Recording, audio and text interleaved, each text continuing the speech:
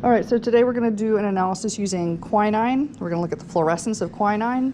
So to demonstrate that, I'm going to show you, I have our quinine standard right here. And when I expose it to UV radiation, you see it glows blue.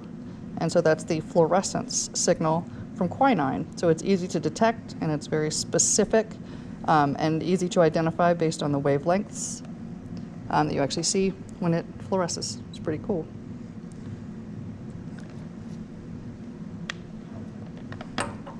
So the first thing I need to do is make a quinine standard. So we're going to measure quinine in urine from our analysis. So I'm making a quinine standard, which is quinine sulfate, by pouring. And of course, I make all my standards by mass. So I'm going to zero this out, and then I'll use the and then we're going to take to top some of our 1 ppm quinine standard right here. And I have a lab assistant here today. And I want to make a 0.01 ppm standard. Now, So I'm going to take half a milliliter of the quinine solution. No, I just have one from our suspect. Should I weigh out into my suspected bottle? So there we have about heroin use. Quinine is often used as a cutting agent for heroin. So there I've got 0.498 grams is our final mass of the quinine solution.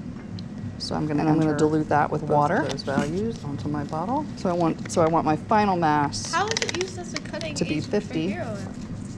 And I know this bottle holds about 60 milliliters, so I'm going to fill it part way. Yeah. So that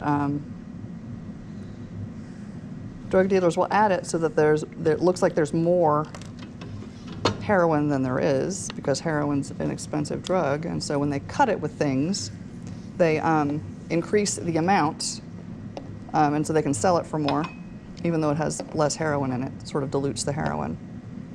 All right, so to do our reaction, we need our quinine reference standard. We have our suspect urine sample. We have saturated potassium hydroxide, because we're going to have to add it to these two samples right here to make sure that they are at a pH greater than 7. And then we're going to extract into chloroform. We're going to extract the quinine into the chloroform, which is effective only when we have alkaline solutions. And then we are going to extract back into sulfuric acid, because it's in the aqueous sulfuric acid form that we can actually get the quinine to fluoresce. And we'll use our fluorescence spectrometer to do the analysis. Thank you for your assistance.